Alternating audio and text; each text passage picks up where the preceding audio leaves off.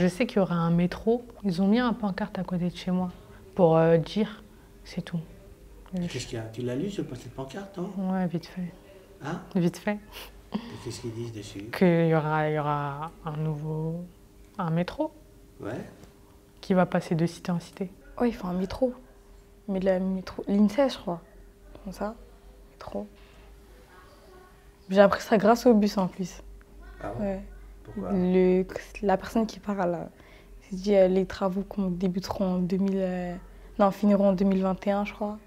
Elle a dit ça. Ouais, je crois que c'est en 2017 ça a commencé, non? Je sais plus du tout. En tout cas, c'est grâce au bus que j'ai appris ça. Bah, je sais pas, mon père il m'a dit. Ça, on voit par exemple, le métro là. Ouais, si, j'ai déjà entendu. Mon père il m'a dit. Je sais pas si ça va changer grand chose. Hein. Parce qu'en fait, il y a la gare de Sevran. Il y a le RERB, je sais pas pourquoi ils vont nous mettre un métro. Une quoi? Une gare. Une gare? Ah, je savais pas. Une gare de quoi? Une gare. Où? Là. Le métro. Ah ouais? métro? Non, sur Aulnay. Non, là, au Gros-Saul. Bah, moi j'ai vu un truc de métro au 3000, mais je l'ai jamais vu au Gros-Saul, j'ai jamais rien vu. Si, derrière. Bah, Ah, c'est ça, non? bah tu me l'annonces alors, je savais pas du tout. Elle va arriver, oui, à côté de l'arrêt du 15. Après, il n'y a pas une grande différence au niveau de longueur, mais un rapprochement, ce serait déjà une meilleure chose. Et au niveau aussi de l'accessibilité au transport, ce sera des chemins plus courts, plus rapides, je pense. Donc oui, ça peut être une bonne chose. Mais c'est vrai que les 2 tours, c'était elle qui faisait le truc en gros, au Gros-Saul. Genre là, t'as l'impression que t'es même pas au Gros-Saul parce qu'il n'y a plus les 2 tours. Avant, tu les voyais de Sevran, de tout là-bas. Maintenant, tu vois plus. Un jour, je rentrais des cours, je vois ça commence à enlever tout ce qui est les poubelles, parce qu'il y avait des poubelles en face des tours. Je vois que c'est en les sols, je me suis dit peut-être qu'ils vont faire un autre truc. Dès que j'ai vu qu'ils commençaient à détruire les tours, je me suis dit mais à quelle heure en fait? C'était quand ça? On n'avait pas prévu ça. Franchement, normalement, ils devraient informer les jeunes de leur avis, ce qu'on peut faire, on peut donner notre idée, c'est très intéressant peut-être. Mais s'il faut leur réunion de leur côté, ils ne préviennent pas les jeunes. Et à la fin, on est comme ça, on est surpris. Pourquoi c'était quand ça? Il y avait quoi? Bon, on entend parler par le bouche à oreille, mais une réunion, parce que moi j'assiste à quasiment toutes les réunions du quartier. Ils ont parlé du Grand Paris, mais j'ai pas plus de détails. Hein. Dans mon quartier, je ne sais pas ce qui va se faire. Je ne sais pas. Je sais que là, il y a la tour qui a été détruite, il y a le foyer qui a été détruit, mais après, les prochains projets de destruction, en tout cas, non. Je n'ai aucune idée. Dans le projet en lui-même, avec les rénovations et la destruction de bâtiments, non. Il y a peu d'informations. Les seules informations qu'on pourra avoir, c'est soit on est en des relations avec des gens de mairie, genre, par exemple comme le Bige ou l'antenne jeunesse, peut-être s'il y a eu des échos, ou en lisant sur le magazine de l'Oxygène. Je pense que ce seraient les seules infos qu'on pourrait avoir. On habite ici, s'il y a des choses qui vont changer dans notre quartier, on aimerait bien savoir. Parce que s'ils rajoutent, je sais pas, moi, ils disent qu'il va y avoir une gare. Mais les gens, ils vont se garer où? Déjà, nous, on ne trouve pas où se garer. Les gens, ils vont se garer où? Ça veut dire on va se battre, on va faire comment? On va faire comment? Pour détruire 10 bâtiments qui sont de 8 étages, qui a à peu près entre 5 à 10 personnes par maison, à peu près sur 4 maisons par étage, ça fait à peu près, attends, on va faire le calcul, 4 fois 10, ça fait 40, 40 fois 9, ça fait combien? Ça fait à peu près 400 personnes minimum. Là, il faut aller toquer, voir que les 400 personnes. Le souci, c'est que les gens ne savent plus. Ils ne savent plus. Bon, il y a eu une réunion publique, les gens ont essayé de s'exprimer. Les gens sont perdus. Je pense qu'il faut avoir une concertation, mais plus proche des habitants. Et voir réellement ce que les habitants ont besoin, ce que les habitants veulent. Mais pas en allant vite en disant, voilà, t'es seule, tu es une femme veuve, allez hop, on te met dans un F2. Non, c'est pas comme ça qu'on parle aux gens. Il y a une certaine pédagogie. Il faut Voilà. Je ne suis pas experte, hein, mais je reçois des gens. Donc je les écoute. Je prends mon temps à comprendre et essayer de comprendre ce qu'ils ont envie. Je n'ai pas de réponse à leur donner, je ne peux que les écouter. Mais effectivement, je vois qu'il y a vraiment une souffrance, une réelle souffrance. Parce qu'il y a des souvenirs, il y a une vie quand même qui s'est faite. Alors moi je pense que, je sais pas, il faut peut-être... C'est un sujet délicat. Il faut qu'on bosse déjà avec eux. La première des choses, il faut que nous on travaille avec... Il faut que l'ANRU, faut qu'elles viennent travailler avec les gens du quartier. Ce n'est pas eux dans leur bureau qui font des conseils citoyens avec des gens qui n'habitent pas le quartier qui vont décider de dire que ouais, on détruit tel ou tel bâtiment. C'est pas comme ça. Vous avez consulté les gens? Les gens ne sont même pas au courant. Moi, j'ai fait les porte-à-porte. Je vous le dis clairement, honnêtement, j'ai fait les porte-à-porte. Ça a demandé du travail, du temps et de la fatigue. Il y a énormément de gens, ils n'étaient pas au courant déjà que leur immeuble allait être détruit. Est-ce que c'est normal ça? Pourquoi le conseil citoyen n'a pas fait de travail? Pourquoi il n'a pas fait la navette entre ce qui s'est dit au conseil citoyen et les habitants? Elle est où l'amicale? Elle était où l'amicale à ce moment-là? Voilà. Mais ça, on n'accepte pas. La ville a peut-être fait un travail, a commencé un travail, mais ça n'a pas été, répété en fait. Je ne sais pas comment vous expliquer. Il aurait fallu que ce soit fait en plusieurs fois. Donc ça a commencé, ça s'est arrêté un laps de temps et après on annonce la couleur. Mais voilà, il y a eu une coupure entre les deux. Et je pense que c'est ça qui a fait que les habitants sont inquiets. Dans la tête de certains, nous sommes une population primate. Donc les primates, qu'est-ce qu'on fait? On ne leur donne pas le choix. Tu vois, c'est un peu grossier, mais bon, on a été capturés, soi-disant, tu vois ce que je veux dire. Et maintenant, tu es engrillagé, et soit on te déplace, soit tu vas dans certaines... C'est ça. Bon, je grossis le truc, tu vois, mais on ne leur donne pas le choix.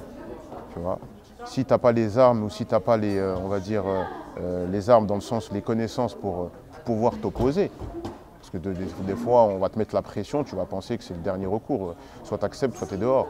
Pour ceux qui s'en sortent mieux, ça va. Ceux qui ont des facilités au niveau du langage, d'insertion, il y en a, ils ne savent pas parler français. C'est-à-dire même aller se plaindre, le fait de juste ouvrir la bouche, comme je te disais, de se faire en comprendre, c'est un problème. Le verbe est un problème, tu vois ce que je veux dire. Et quand tu n'es pas conscient de ça, eh ben, ça crée, on va dire, tu vas dire oui à tout. Mais une fois que ces personnes-là sont au courant des droits qu'ils ont, personne ne veut quitter ici. Tu as tout à côté. Tu as la gare à côté, tu as tes habitudes à côté. Si ce projet change, qui est notre but, on a créé un collectif dans le quartier des Baudottes avec toutes les plus grosses associations des Baudottes. On s'est réunis et on essaie de voir avec la mairie, le Grand Paris, pour modifier ce projet-là. Parce qu'en fin de compte, c'est tout simplement de la destruction massive. Ils sont en train de tuer des liens, ils sont en train de démolir une quarantaine d'années de création, de diversité, de liens. Ici, on est dans une enclave. Cette enclave crée automatiquement un sentiment d'enfermement, voire d'abandon. Et en fait, moi, je suis très heureux du travail de l'ANRU. Alors, je ne suis pas d'accord avec tout. Voilà, je ne suis pas d'accord avec beaucoup de choses, notamment la manière dont les choses se passent, cette histoire de concertation avec les habitants qui ne se fait pas, ou qui est un peu bancale. Mais néanmoins, je pense que leur proposition permettrait de modifier le quartier. Je dirais que certaines personnes vont se mobiliser pour agir, pour avoir un concret. D'autres attendent que des gens se mobilisent. Et la plupart, malheureusement, c'est ça, ils attendent que quelque chose se passe. Ils sont là, ils disent « Ah, on espère qu'il y a quelque chose, on espère. » Mais ce n'est pas en espérant que les choses vont changer. Moi, je sais que je suis rentré dans les associations de quartier pour voir peut-être quelque chose changer. Il faut se bouger, en fait. Il faut que les jeunes aussi se bougent. Peut-être 1 an et demi, 2 ans, la première fois, on a mis un pied au conseil citoyen. Et justement, nous voir arriver, ils étaient étonnés déjà, parce qu'ils ont vu 6-7 jeunes. Ils n'ont pas l'habitude de voir des jeunes venir au conseil citoyen pour faire parler leurs droits et dire ce qu'ils en pensent. Et avec des vieux, bien sûr, comme d'habitude, qui étaient personnes âgées, qui détruisent ou pas le quartier. Excusez-moi, hein, je suis désolé, mais peut-être pour eux, ça les arrange, tu vois. C'est leur avis, parce que là, malheureusement, qu'est-ce qu'ils ont fait? Ils ont pris la vie de ces personnes-là. Ça veut dire tout le quartier, il a été décidé par rapport à la vie de ces personnes-là. Et peut-être même que ces personnes n'habitent même pas le quartier par-dessus tout ça, c'est la cerise sur le gâteau. C'est la destruction de, on va dire, 70% du quartier. Ils ont réhabilité quelques bâtiments, je dis bien quelques, peut-être on va dire 8 sur 29. Ils ont réhabilité 8 bâtiments, imaginez, sur 29, hein, ils ont réhabilité 8 bâtiments. 8 sur 29 et tout le reste, on vous laisse. Après, j'espère que ça bougera dans le bon sens. Parce que j'espère qu'il y aura plus des manifestations, des choses comme ça, de bonnes manifestations.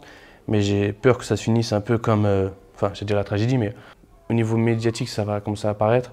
Je pense qu'il y a aussi des problèmes. Parce que des poubelles vont être détruites, des voitures vont être détruites.